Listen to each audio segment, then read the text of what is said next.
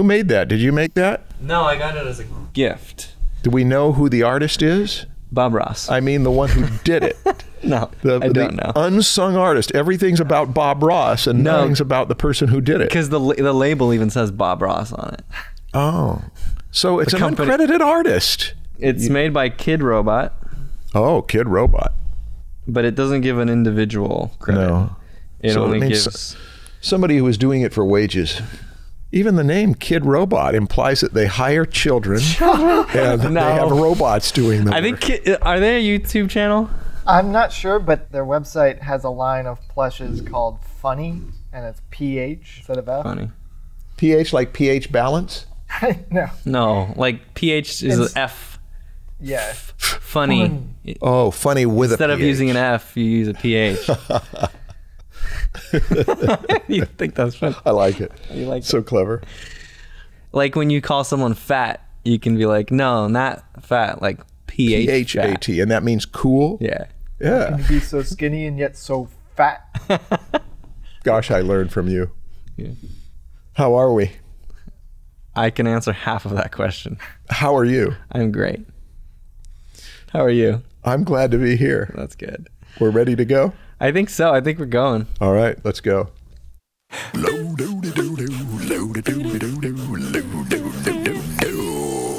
the Draftsmen Show. Yeah. What are we going to do today? Voicemails. Another voicemail episode. Why not? Yeah. Yeah. It was fun. Should we just start? Sure. Let's do. What about the people that forgot your name? Oh, I'm Marshall Vandruff. I help creative people maximize their creativity. Oh, wow. That's a good one. Yeah, that's a good new one, huh? You just come up with that? Yeah. Damn. How about you? Who are you? I'm Stan. I help Marshall. Oh, no. There's more to it. There's more to Stan than helping Marshall. Go ahead. I run Proko. You do the Proko? I do the Proko. Yeah. Okay. Sounds like a dance move. Yeah. Do the Proko. Can you show us the Proko? You should be the one to do that. I'm not responsible for inventing the Proko. I guess I introduced myself. I could. I do the Proko. We could have a separate session where I'll do some Proko moves and we'll assess them, put them into AI, see whether they pass the test. God. Everything is AI now, huh? Yeah. It made a big right. impression on me. It did? It did, yeah. You've been thinking about it? I've been thinking about it ever since we did that episode on AI. What have you been thinking? I've been thinking about the fact that critique on technical things will be a thing of the past. I do think that that's going to be the way we do it. We let machines do a lot of our work. Here's a good example. When drum machines came in, where they could synthesize the sound of a drum, they could do it better than imitating other instruments. It was harder to imitate a cello, really hard to imitate a human voice, but you could do a drum pretty well fairly early on.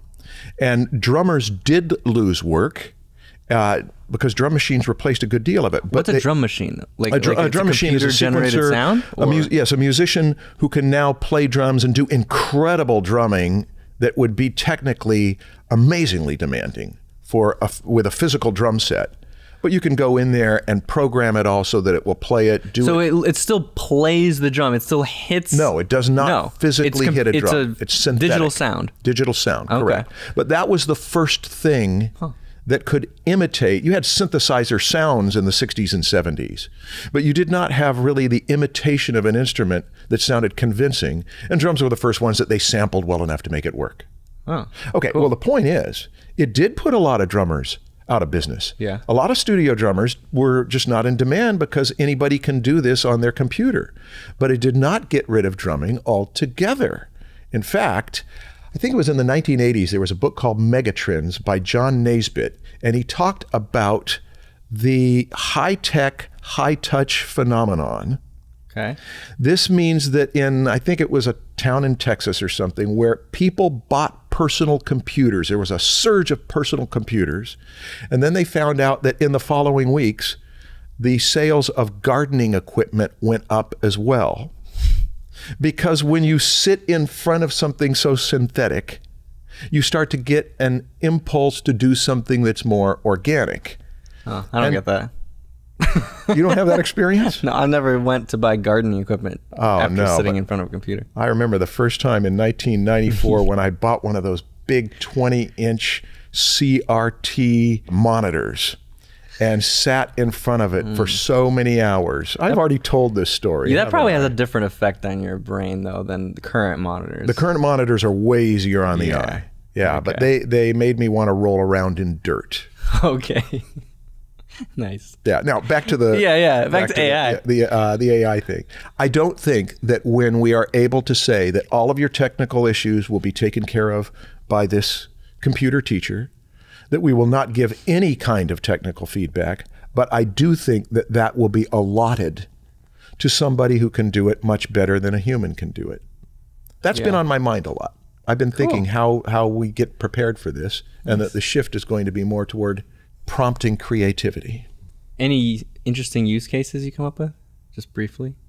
Interesting use cases, like the technical things that AI will be able to critique. Well, the things that we mentioned, which are perspective. Anything else? No, perspective, rendering, and anatomy are the three that I've taught for so long. Yeah, so those are the ones. Those are the ones to let go of. But no, I have not really been giving any insight into how it's trying to squeeze ideas out of you, Marshall. Yeah, and I'm hoping that something gets squeezed out rather than just being trying to milk you. Yeah, not working that well. No, it's not. No, well, pick the wrong thing to milk. I think what we need is voicemails. Charlie, give us a voicemail. Hey, Proko. This is Fever. I'm calling from Norway. Loving the podcast. It's great sort of background chatter while sketching. My question is, how do you guys know when a painting is finished? How do you know when to stop rendering as to not sort of draw all the life out of it? That's it. Thank you. I don't know, and I've had a lifelong reputation of continuing to work on it and continuing to work on it and continuing to work on it until I worked it into... Till you worked the life out of it. Yeah, I worked the life out of it. Yeah, I've done that more times than I can count. Well, I know it's done when I'm done with it. So, is there someone that you have in your studio who says... No, when I'm done. When you're... So you're taking responsibility. Yeah. Good answer. I'm making a decision to be done. Just walk away. Yeah. I mean, it's like, okay, well then how do you make that decision? That's what we're looking for. Yeah. I guess, okay, so when I approach a drawing or a painting, I usually have a plan. I'm not just like feeling it out. And when that plan is executed, I'm done. This means that you have a vision of what it should look like. Yeah.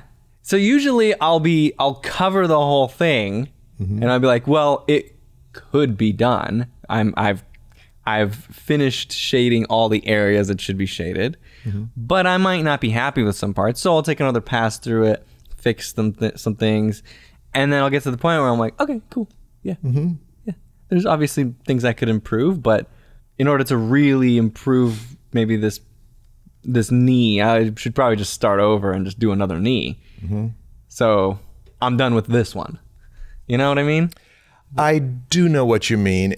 It is an emotional call. Yeah. And some people, I've had that example. I could do more. I could do more. I could do more. And there's not that critical assessment to say, but it wouldn't make it better to do more. And that's a call. Yeah. There's a saying about watercolorists that it takes two people to do a watercolor. One is for the watercolorist to do the watercolor, and the other is for the person to be right behind them and hit them over the head hard when the watercolor is done. Because one of the most common things is to keep working it and not let the water be itself. Yeah. Well, there's another thing. I remember saying to William Stout 20-some years ago, why I wasn't a painter is that when I paint, I always overwork it. And he immediately jumped on that and said, what do you mean overwork it? And he explained that there are stages of a painting, that it needs to go through the next one, or it doesn't need to go through the next one. But if it's going to go through the next one, that there are distinct levels of how much it needs to be worked, and that you could work on a painting for 150 hours and make it better and better.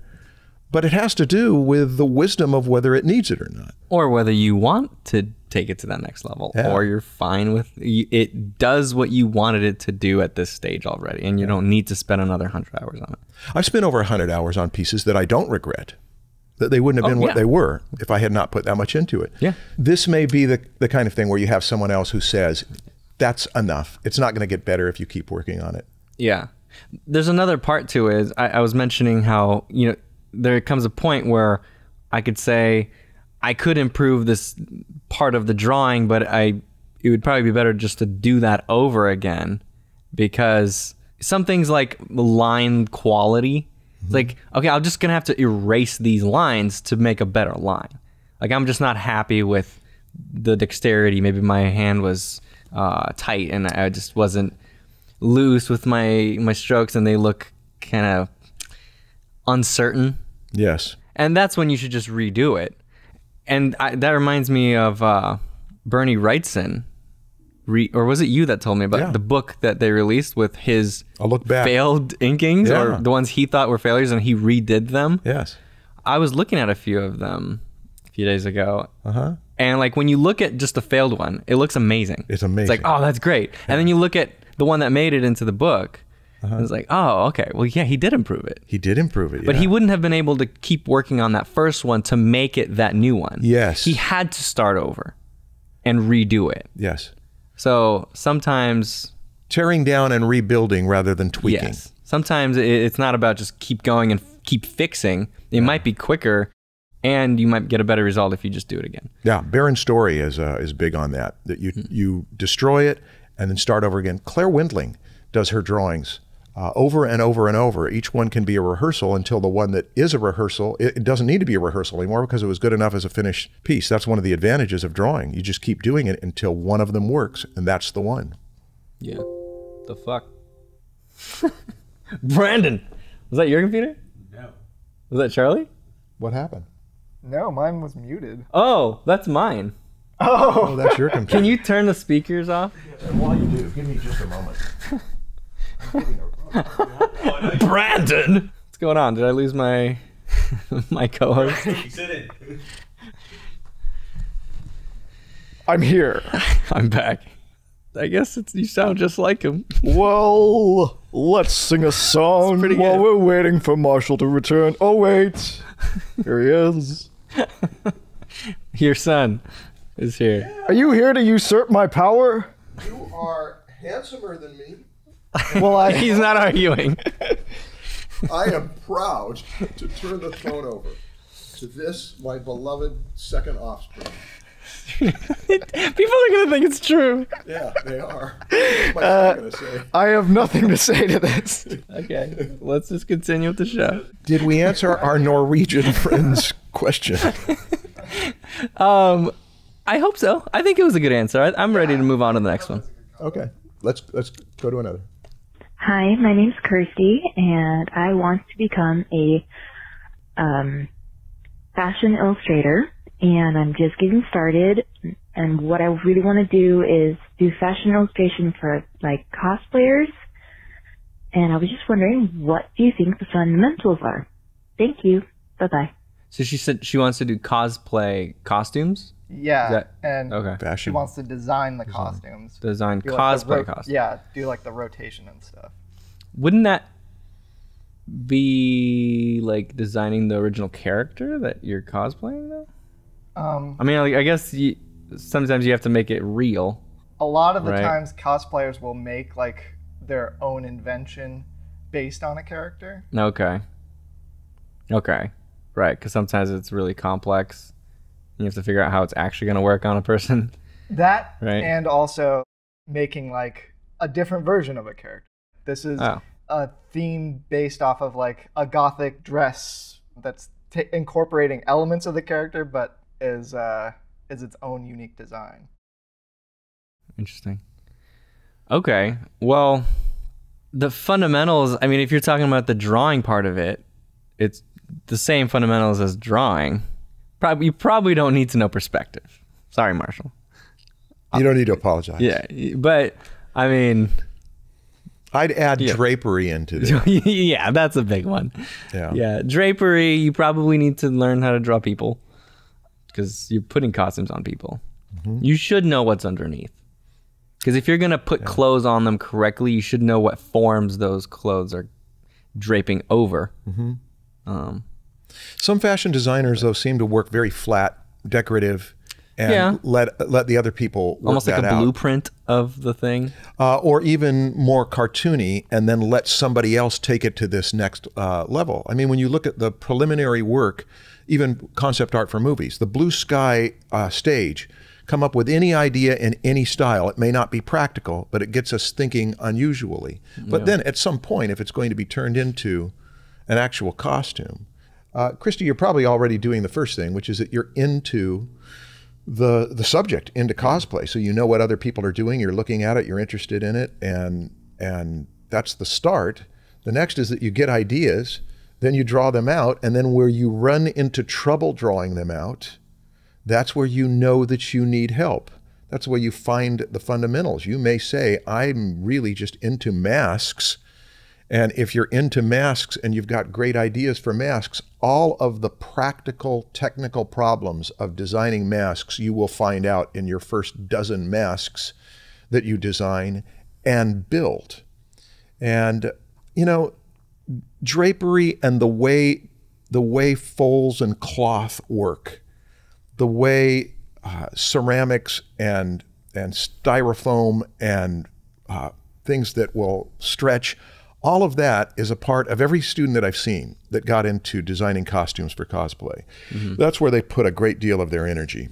Is how to make this practical, and especially if you're going to make more than one version of it. Because when you make one version of it, that's one thing. You've got a prototype. Now, what if you want to sell this and mass produce it? Then you've got a whole other set of problems. You know this because you've done product. Yeah, you have to figure out a way that you're going to make these things and not lose money. Like a certain type of stitching might look better, but is going to cost twice as much or whatever. I don't know. I'm just making up stuff. But yes, you could have the stitching printed on.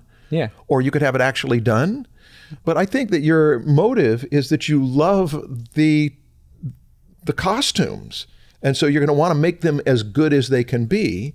And mass production is a whole other issue that gets you out of the comfort zone of doing this for yourself and your friends, or for a few select clients who have enough money to afford to pay you $1,000 or a couple $1,000 for a costume that you can spend a week or so full time on and justify putting the energy into it.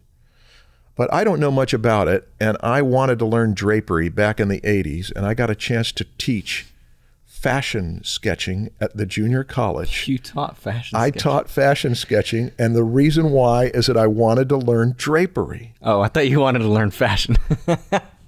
Well, I was in a room with a number of people, the students who knew everything about fashion, and I knew nothing about fashion, but I was there to teach them about drawing and drapery. And I started to find out then that there was a lot to fashion sketching. Besides learning to draw. I think learning to draw and even learning drapery is secondary to just being able to come up with the idea, the concept of what you're trying to create. Because the end product is not your drawing. It could be super sloppy, it could be a really crappy drawing. The drapery folds may not be represented correctly, but real drapery is going to act properly even if you drew it wrong. So the end result is the way you designed the idea. It's not your drawing. And so most of the fashion sketches that I've seen, the drawings weren't the best. They were good enough. This is a question for fashion designers. But like any discipline, you want to look at it from two angles. One is the creative side and one is the technical side. The creative side is you go to those amazing collections that Dover has done of the history of costume, and you spend time in there saying, I like this, I don't like this, I like this, I don't like this. You get to understand the evolution of costume. That feeds your awareness of what people have already done with clothing and costume. And then look at what other people are doing in the industry right now and decide what you like and don't. come up with ideas. And then there is the technical side of it, which is the awareness that some cloth is heavy and some cloth is light, some cloth is expensive, some is cheap, some stretches, some doesn't, some has one kind of weave, others have another kind of weave, all those technical things. But it's the two together. If you're really good at ideas and you can't ever make it happen, you got an issue. If you can make it happen but you don't have any ideas, you're going to need to team up with someone whose ideas you admire. But that's advice for anything that you're going to pursue. Yeah, I think experience with actually making the costumes is probably more valuable than experience with drawing. Yeah. So the best advice, Christy, is to hang out with other people who are doing this, work on stuff together, and share each other's secrets. Bolster each other to more creativity. A lot of people have been doing 3D printing for the more ornate pieces of cosplay now. That's expensive, though. Well, right? a lot of, I mean, you can. I guess not if you're doing just really cheap printers. Like, you don't need super fine detailed prints. A lot of libraries have free access to 3D Oh, wow. Yeah. Okay. So they're like really low res prints, right? Probably. Where you could see like thick layers, like each layer is like a millimeter thick. Yeah. Yeah. Okay. Yeah, that's cheaper then. That's cool. That's a good idea. Well, we didn't do too bad for being not for not knowing anything about fashion. Yeah. These questions are dangerous. They get us out of our territory. Yeah. I am someone who is getting very close to their 40s. 38. My name is Giovanni Dominguez. The thing is, I feel that I want to become an artist, get a career in art, but I also feel that I might be too old at this point in my life. I want to see, what do you guys think? And is this still a good age? Are you never too old? But please let me know what you think. Bye. Someone asked us this question at our Comic-Con panel. Yeah. It's a common question. It is. But it usually comes from people over 30. Over 30, yeah. Nah, sometimes there's people in their 20s that are like, oh man, I know this kid who's way better than me and he's 17. Yeah. And they're comparing themselves to someone who's younger and better. Yeah. And because of that, they think that they're too old. But I mean, if you're a 15-year-old and your 8-year-old brother or sister is better than you, you're probably going to think you're too old. Yeah. You know, it's just a feeling of inadequacy. Yeah, it's relative, and it's also a competitive model, I think, that contributes to this, is that if someone's that young and that good, that means how could I ever shine a light as bright? And the competitive model has its advantages, but it's also got bad things about it. And the worst thing about it is that it fosters energy that can get you into this position of doubt when you might say, I want to do it because I want to do it. I want to see how good I can get. It's a whole different energy. The exploration, discovery, let me see how good I am. Let's dig for treasure. Even if we don't find anything, we're going to enjoy digging. Yeah. He probably has a career doing something else. Mm-hmm. And I guess it always depends on the person's situation. Mm-hmm. Can you do both? You know, can you make that transition very slowly over 10 years, where you're working on improving your skills and drawing and just enjoying that, enjoying the fact that you're able to draw and support yourself with this other job that you have, and not have the pressure like a lot of young people do, where they come out of college and they don't have another career to fall back on. They have the pressure to make art work, right? That's a totally other thing that he doesn't have to think about. Right. There's no stakes. Yeah. Even if he fails, he still has his job that he can fall back on. Mm-hmm. But just don't expect to just start and switch immediately. Go in slowly, and even if you never really reach that, do it just because you enjoy it, like you said. Mm-hmm. There's another thing here, and you're not being specific, Giovanni, about what kind of artist you want to be. There are some crafts that are much more demanding than others. If you are a person who likes to come up with ideas that make people laugh, the amount of technical challenge to be a good cartoonist is not as much as the amount of technical challenge to be a director of action adventure films. You got extremes of how much one takes. It takes years and years of experience and demand and full-time attention to do one. And the other, it may be something in a matter of 2 or 3 years you can get pretty good at if you feel like it's something that you've got it in you to do. So there's another thing, is what is it that you're trying to do? Take color out of the mix. Take rendering out of the mix. Now you've got something that people tend to call cartoons. You've simplified your discipline. Cartoons have color? Yes, they do. I'm so used to pen and ink cartoons that have no color in them. Oh, that's Shel what Silverstein you mean. Stuff and all the old, the New Yorker things. Like comic strips, Yeah. black and white comic strips. But yeah, there's a lot of times though when newspaper comic strips. Black and white newspaper comic strips. Yeah, Sunday. It's like, yeah, not the Sunday one. And so, yeah, there are people who pencil for comics. There's people who ink for comics. There's people who just color for comics. Yeah. So it depends. But like, as far as, are you too old to have a career and you're not even 40 yet? The answer is no, but it depends on you. Yeah. Like, for example, I started getting into it very seriously when I was like 17. And by the time I was like, what, 27, I guess, I was earning enough to support myself. And that's basically going from knowing nothing to having a career where I have a house. So that's 10 years. So if you're able to put in the same amount of effort into it, you could, by the time you're 40 something, you could be a professional. Yeah. You could. But it's, again, right, but it depends. It's entirely dependent on you, Giovanni. You are in midlife crisis. And midlife crisis is where you recognize that this movie is over halfway finished. And the pressure that happens to do the thing that I want to do surges up naturally. And you've got that happening. You're questioning it right now. And you may have it surge enough to where you say, I'm going to ride this wave. There will always be the setbacks. There's going to be all the difficulties that anybody goes through at any age. But if you want it enough, that's what I think it is more dependent on than anything else. It's desire. And you could do it even faster. I mean, there's people that they start getting into it very seriously in college. Yeah. And then 4 years in, they're really good and they get hired right out of school, and that only took them 4 years, maybe even less. That question, it's like the wrong question. I don't know. I see this in colleges. I've seen it for all of these years. When you get returning students, a particular kind of returning student, this is a student who really, they're at about this age, 30, 40, even 50. And they recognize that they went to school and did not make use of it.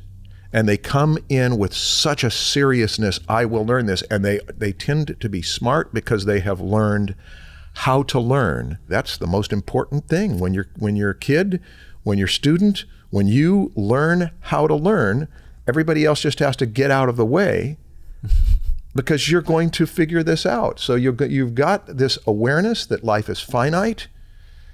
You've got this desire, and you can say, I will work smarter and more efficiently than I would have if I was going at this where life stretched on indefinitely in front of me. Just like to pitch The Art of Learning again. Great book. But people have been really positively responsive to The Art of Learning. Yeah, I saw some people actually already read it. Well, it would be nice to be able to tell you, I don't have them on the right at the front of my mind, but many, many stories, biographies of people who do their best work in their second and third and fourth acts of life can be very encouraging. Let me throw one out. Dr. Seuss didn't do his first children's book until he was 37 years old. It was To Think That I Saw It on Mulberry Street. He didn't do his first children's book. What did he do before that? He was an illustrator. He was an editorial illustrator. Okay. But this did not, well, actually it did include some rhymes, I think. Yeah. So he was pretty much doing the same thing, just he didn't do He made a transition. The book. But if you read, there's a biography done, a very kind biography done by two of his friends. He went into doing children's book illustration as a sacrifice. He had to turn down money. He had to turn down other things. It was not the kind of thing everybody wanted to get into at the time. But he made the transition, and the first book did not sell well enough to where he could make his living on it. Sold a little bit, but he didn't have the Cat in the Hat, I think, was at about the age of 50 that one went ballistic and he became so famous. But there are many other stories of people who in their later decisions, they find sometimes it's good to look at the stuff that you've been doing up to this point and see which ones of these skills that I already have contribute to this. Yeah. Learning how to draw and paint is a lot like sports in the way, the discipline it takes and the repetition and all that to get good. You know, with sports, you have to be young pretty much to perform at a, you know, peak level. But with art, you don't. It's not completely dependent on your body. It's mostly dependent on your mind. And so if your mind can stay sharp and through your 80s and 90s or whatever, you could be a professional artist when you're 90. Yeah. So if you're only 30 something, that's a lot of years. Yeah. Giovanni, adopt old people who are on new journeys and doing well as your role models. Yeah. This episode of Draftsmen is brought to you by the Proko Anatomical Skull, the first art school proportioned skull that you can take with you anywhere and attach to a tripod for easy posing. This portable reference helps you understand the underlying structure of the head. Most of the surface forms of a head are defined by the skull. Once you understand it, drawing portraits gets a lot easier. For representational artists, learning the skull is a must. The Proko Anatomical Skull comes with a magnetic, removable jaw. It stands at 4 inches tall and was designed to match the proportions of the average male Loomis head. Here's a brief clip of Aaron Blaze unboxing his skull. So you can, the other cool thing is that it's got a tripod mount right here. How cool is that? It's a beautiful print. These are so nice. I highly recommend it. Go to proko.com/skull if you're interested in getting ahead with the perfectly average skull. That's proko.com/skull. Hi, Stan. Hi, Marshall. I love the podcast. I just want to ask you a little question.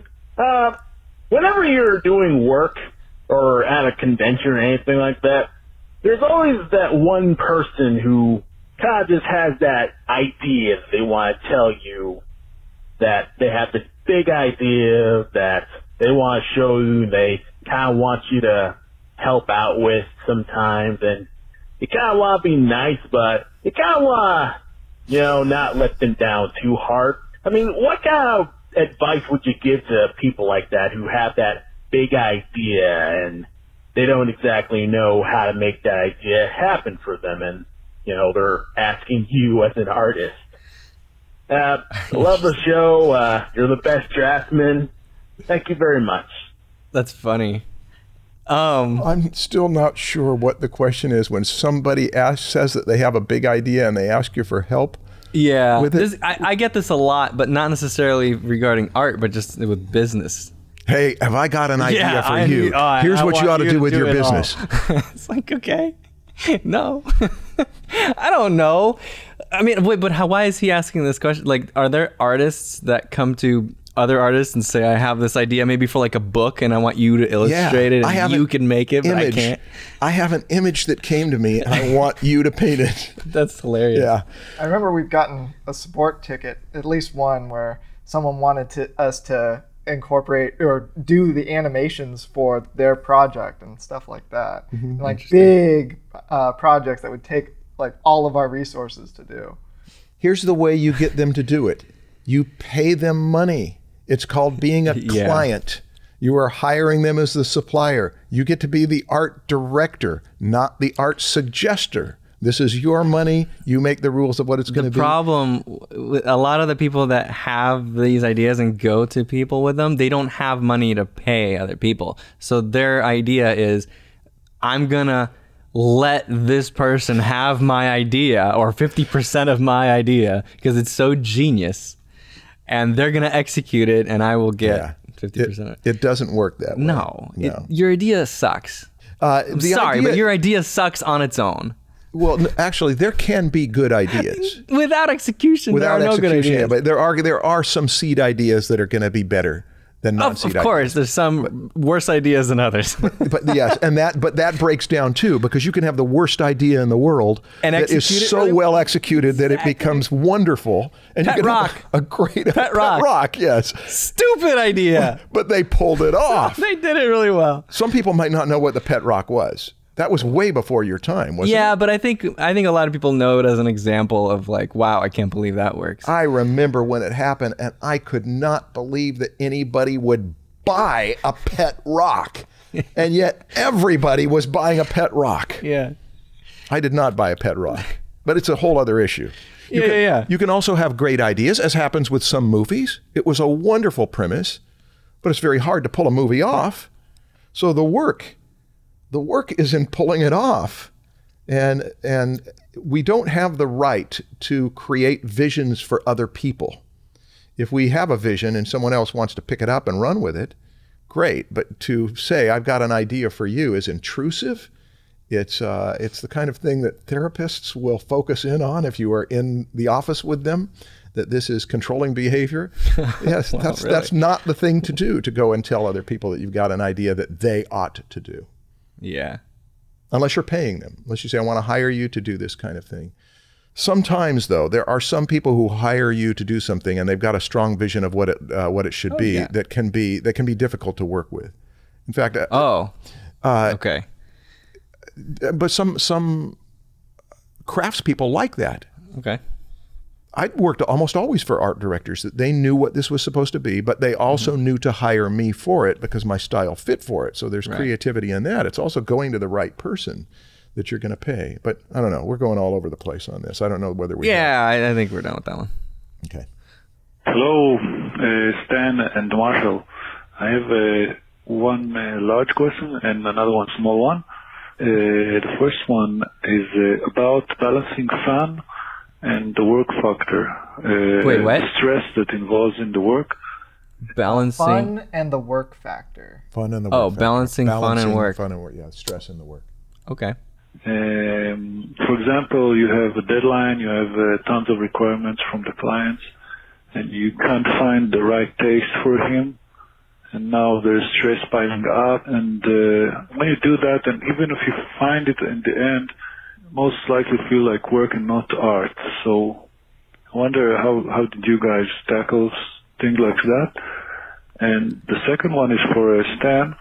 Do you think there will be another application like Skelly, but with muscles? Thank you. Damn it. Okay, the first one. Do you have any thoughts? I have a number of thoughts, but I'd like to keep them short. Okay. The thing is balancing the difficulties of the job with the enjoyment of the job. Yeah. The challenges, even including client challenges and fatigue and all that other stuff, and when things are going well. I don't know what the answer is to it. That Frank Oz, who directed Dirty Rotten Scoundrels, on his commentary said filmmaking is so hard, harder than anybody knows, that I figure if there's anything that we're going to do that's this hard, we ought to do everything we can to make it fun. So I think that is, you do everything you can to make this enjoyable, embracing the difficulty of it in advance. But there's no way anybody can say, I've got a formula for you. It's going to make your career easy. Things are going to go well. Every time something looks like it's going to be bad, it's going to end up being good. It just doesn't work that way. It's a big question indeed. Yeah. Most things worth doing are going to be challenging. Yeah. Personally, I really like work. So I've never not enjoyed it other than when it's work that someone else makes me do. Mm-hmm. So, I mean, if he has clients that tell him what to do, I get it. Maybe he has similar personality to mine where he just needs to do his own thing. Mm-hmm. But when I have my own thing and I have tight deadlines and I need to finish things fast, I'm still enjoying that because it's my own thing. I don't know why. You chose it. Yeah, okay, cool. Well, people who raise children, we've had people ask about how do you balance dealing with kids and trying to be an artist. It's such a huge thing. What simple answer can you give? But I always noticed that people who embraced it and said, I am a parent, this is my job, this is my creativity, they had an energy that made it so that however much I suffer, this is going to be the thing that I decided to do. Yeah. And I think analogically that fits with your career as an artist. Who would ever go into the arts as a profession because they wanted to make money in an easy way? A deluded person would do that. A person who has their eyes not open to the reality of it. If you choose this as a way to make your money as a career, you're choosing something that's going to be very difficult. Even for the people who are the luckiest and the most successful, it's still going to be very difficult. So embracing the work and knowing it's going to be difficult in advance. Yeah, and if you're not enjoying it because it's something that you're doing for someone else and you're not really getting to decide what to do, try to figure out how to make it yours. To me, I think that would work. Is play with some ideas that you're working on that your client doesn't even know that you're doing this. They're still getting what they asked for, but you have something in there that you're working on in that project and you're trying to improve on something or whatever. There's a quote from Alan Moore in Writing for Comics. Alan Moore said that early in his career, he made a rule for himself that he would not take any job unless he could find a way to make it personally interesting to him. One way for Alan Moore was to radicalize the idea, to see how far he could take it. And he said that just having decided that, I'm not going to take any jobs unless they're jobs I want to do. They interest me. He said he found himself in demand in a short period of time. Norman Rockwell made a similar comment, that he said that when he took jobs that he didn't really want to do, that he suffered the tortures of the damned. So there comes a point where selectivity, when you can afford to be selective about which jobs you do, mean that you're doing the work you love. You're taking the challenges you want. You're exploring where you want to go. John Huston, the film director, said that he had two criteria for which film that he would direct. He said it had to be a good story, good script, but the other thing is it had to take place in a locale that he wanted to visit. Oh, wow. I want to go to Africa, I want to go to South America, I want to go to Mexico. And so that's how he made the choices, which means that he had a career of getting paid phenomenally to travel to places he wanted to go anyway. That's cool. Yeah, it's great. It's a nice attitude to take, though. That if you're going to say it had to do with those 23 steps of our lessons 23 of habits. 23 habits of success. To say no and to say yes to the things you want. Yeah. Cool. So the second part of that, the question was, will there be another Skelly type app with muscles? Yes and no. I have no idea. It's very hard to make this happen. One is it's not a priority for me right now to make that happen. Two, it's just technically difficult. Like, to have muscles deforming accurately, every single muscle in the body deforming accurately to the movements of the joints on a mobile device is very hard. The phones aren't fast enough yet to even do that, I don't think, without a crap load of lag, or just making the muscles so low poly that it's kind of pointless, in my opinion. Like, if I was to do it, I want it to be really good. Like, I could just make the deltoid like a really simple egg-like shape and have it deform in kind of a way, but I would want it to be super accurate.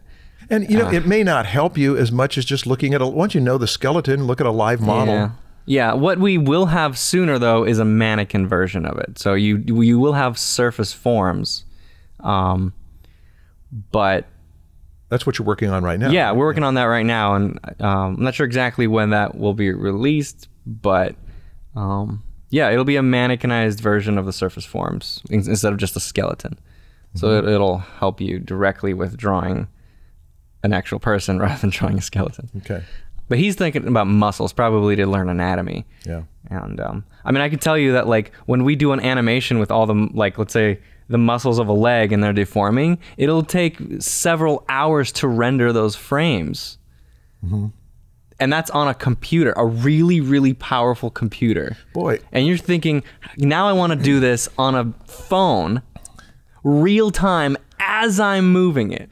This is such a pessimistic counterpoint to the AI session that we did, where we were talking about that AI was going to do all of this incredible stuff. And now we're talking about the limitations of technology and that you're expecting too much. Yeah. Up against reality. Yeah. This illustrates the fact that you go into it thinking it's going to be easy. No, do you want to do what's a thing? I do. It has to do with something we've talked about today. What is it? For the last few years, I've not made this public yet. But for the last few years, I have been working with the junior college at which I teach. Okay. In Fullerton, on a children's book illustration certificate. What? Oh, certificate. I thought you were working on a children's book. No, it's children's book illustration certificate. Okay. This is a 2-year program. It can be done, if you have other things that demand your time, in 3 or 4 years if you like. But we have classes that I have written and collaborated with other people to put together, so that if you say, I really love children's books and I want to understand how a children's book is put together, where ideas come from, what kind of illustration techniques and skills are necessary to do it, and the love of the history of children's books and how the industry happened. That's what this certificate is about, is to give you, for the lowest possible amount of money that you could pay anywhere, to attend these classes, get your certificate, and also be in class with me, because I'm going to teach at least one of these classes every semester. We've got one called Illustrating Literature. We've got one called Children's Book Illustration, which I've taught a couple times already. We've got a number of others that are in story and turning stories into pictures. So if you are interested in that, it is now official knowledge. The state has blessed it. They are going to give the school money to make the classes happen, and you can find out more at fullcoll.edu, the college that I've been teaching and that I went to. And if you're interested in that, we're starting it this next semester. That's the spring semester of 2020. Wow. So your thing is an ad. It's an ad, but it's something that I don't make any money from this. From what? From pitching this. I mean, the classes either happen or they don't. So I'm doing this for junior college teaching wages, but I'm doing it partly because I want to attract people who have the same interest as me. I'm hoping that one of the last things I do, I want to teach composition, I want to teach creativity, but I also want to spend as many years as I can working with other people who love children's books, even the kind of children's books that are enjoyable for grown-ups to read, which William Steig's, Dr. Seuss, many others that are just, wonderful bits of literature, and to immerse myself in a culture of this where we produce and even give ourselves goals that let's see if we can come up with dummies for 6 books a year and do that for a few years. And then you figure, if you get 24 books that you've written and laid out, you're bound to have a few in there that could be good. And if you get a community of people doing that, and now that self-publishing is a thing, and the community college, right now, they've got a printing department with millions and millions of dollars of equipment. Oh, wow, really? Yes, I took classes there 30-some years ago in that printing department. It's still there, and most people don't know about this. So yes, it is a pitch. Wow. That's why I'm making this as my thing. We've come up with how, your second act in life, your third I will act, accept. Dr. Stan, thanks. What's your thing, Stan? My thing is this Karl Kopinski book. Yeah. So at Comic-Con a few months ago, Uh-huh. I bought this. It's called The Big Kopinski. Do you know Karl Kopinski? I do. I met him he's through an illustrator. you. And this is an original painting on the cover of this book. That's why That's not printed. It's not on printed. The This is cover an of the original. book. He actually painted it. He printed, I guess, a total of 100 blank covers, just white covers with, I guess, paper that you can paint on. And I bought one, and he painted it. Yeah. You are in the elite club. Wow. What? You've got an original Karl Kopinski cover on the Big Kopinski book. Yeah, I'm really happy with this. I can see why. It's really nice. Yeah. Anyway, that's my thing, just because I love it. It's a great thing. It's Conan killing someone. Oh, yeah, I guess it is. It's violent. So when I say it's a great thing, we have to put it in context. Yeah. Necessity of war. Well, this is an evil person. Oh, yeah, so he deserved it. Yeah. Yeah. So the killing's all right. Did you request that, or did you just ask him to do whatever he wanted? Whatever he wanted. Yeah. I just told him to make sure it's good. Yeah, make sure it's an evil person getting killed, not a good person. No, I didn't say that. Yeah. I just said make sure it's something good. Well, and he's like, oh, he'll try. Yeah. I'm sure the pressure really brought out his extra. Yeah. He made it good. He did. And he posted a time lapse of him painting this on his Instagram, and it like went viral on his, because he was painting with both hands. Yeah. Was he really? At the same time. Yeah. Does he do this normally? Is painting with both hands? Yeah. He told me after, because I asked him about it, and he was like, yeah, I mean, it's time lapse, so you can't really see what I'm actually doing with the second hand, but what I'm doing is just, it's the blending marker. He's not actually like making strokes. But he's crisping something, drawing something here, and then blending it here as he goes. So he's following it along. Something like that. Yeah. It's so fast that you can't tell. All you see is two arms going at the same time. Wow. And that's on the line, and we can see it. Yeah, it's on his Instagram. Yeah. I'd like you got to go back in time to about July 20th or something like that. Okay. That was during Comic-Con, San Diego Comic-Con. And you own the original. Wow. Boom. That's my thing. Kapow. That's it, Marshall. What should people put in the comments this week?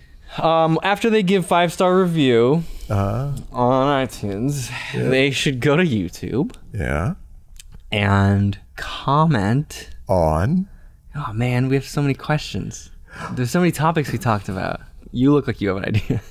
Aim us at success stories of people who, after they were done with the first act of their life or the second act of their life, chose what they wanted to do. That can be encouraging even if you're young, to know that you can have more than one career, or you can have new reinventions of your career. There are so many stories like that. Why not make a little collection, a treasure chest of encouraging stories? Famous people. They don't, even if they aren't famous, and they're worth telling. Okay. But yeah, there's enough of them that have done it famously that why not? You know, there's another thing, and it's the people who do really well early in their career and then burn out, and then some that do well early in their career and stay steadily strong all the way through. Norman Rockwell's story, if you don't know my adventures as an illustrator, is worth reading, and then reading the post-log that his son wrote about his dad having tremendous insecurity that he was washed up as an illustrator, and yet he stayed strong as an Norman Rockwell's son. Yeah. Oh my God. Yeah. So Rockwell had imposter syndrome.